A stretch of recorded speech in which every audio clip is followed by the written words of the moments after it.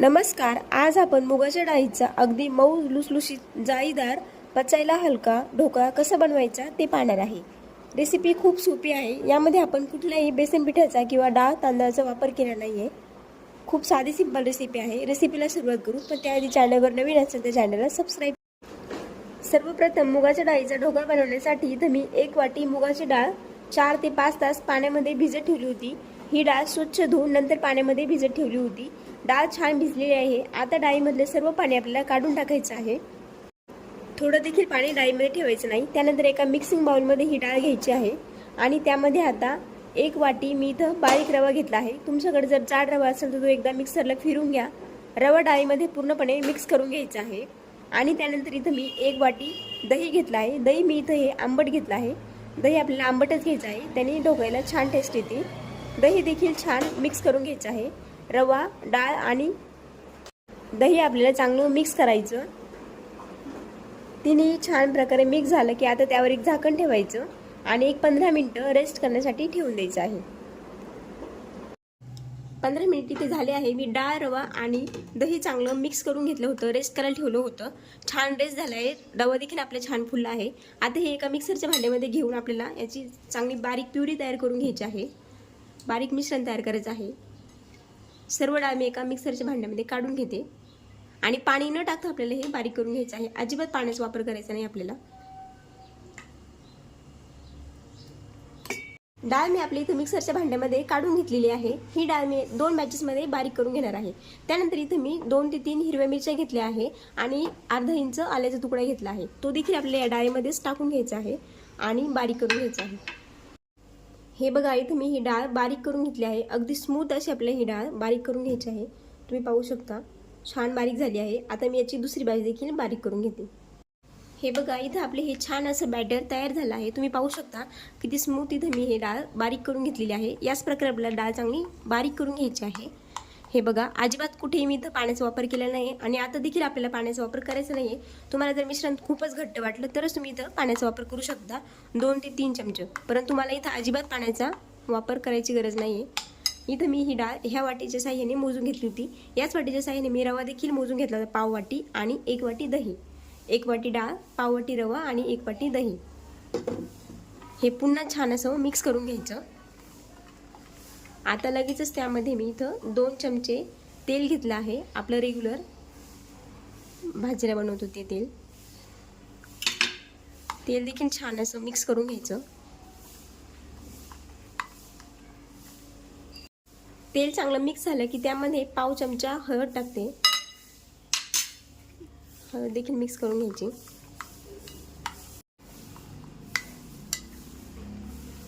त्यानंतर इथं मी 1 चमचा साखर टाकते. साखर तुम्हाला आवडत नसेल तर नाही टाकले तरी चालेल, पूर्णपणे ऑप्शनल आहे.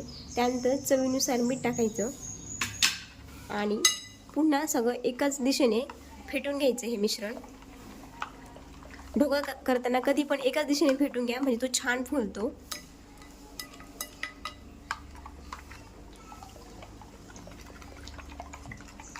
एक 3 ते 4 मिनिट आपल्याला हे चांगलं फेटून घ्यायचं आहे.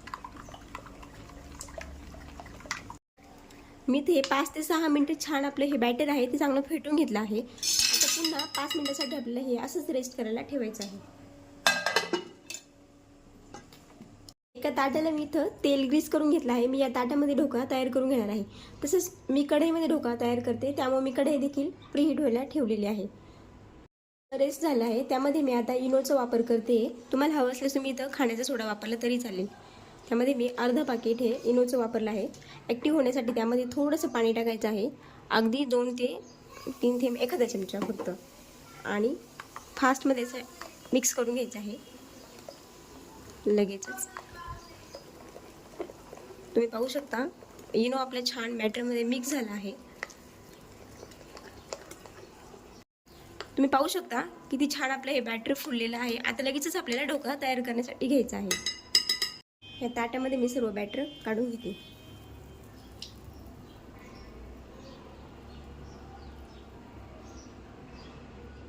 ढोकळ्याचं बॅटर मी आपल्या एका ताटामध्ये काढून घेतलं आहे. त्यावर आता थोडीशी अशी लाल मिरची पावडर आपल्याला भुरभुरायची आहे, म्हणजे छान दिसतं.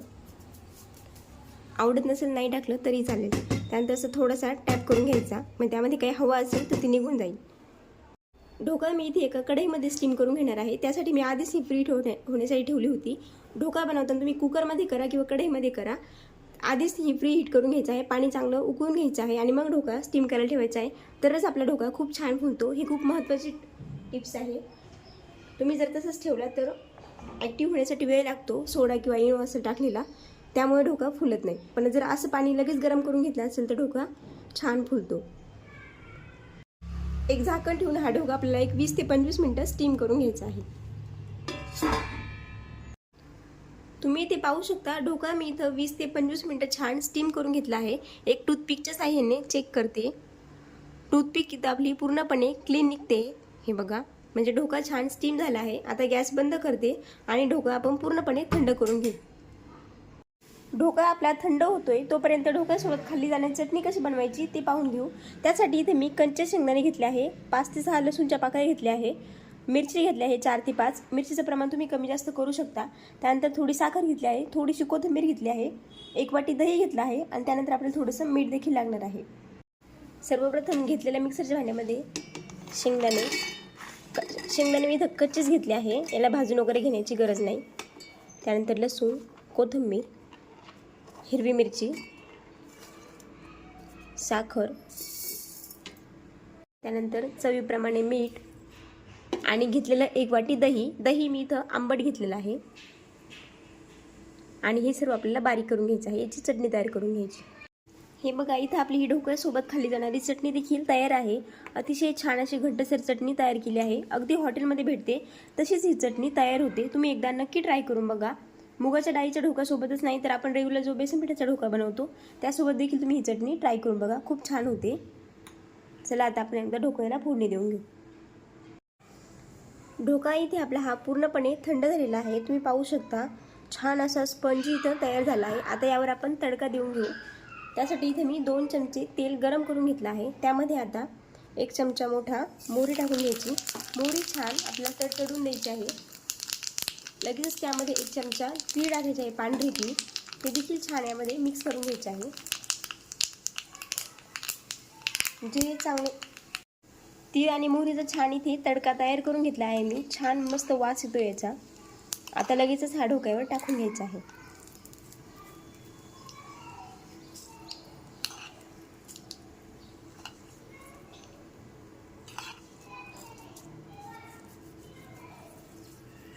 छान असं पसरून घ्यायचं.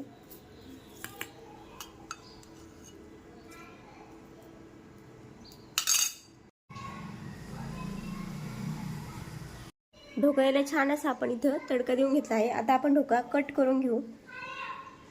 मी सुरीच्या साहाय्याने ढोकळा कट करून घेते. तुम्ही पाहू शकता खूप इझी कट होतोय. एकदम स्मूथ आपला हा ढोकळा तयार झाला आहे. मी चौकोनी शेपमध्ये हा ढोकळा कट करून घेते.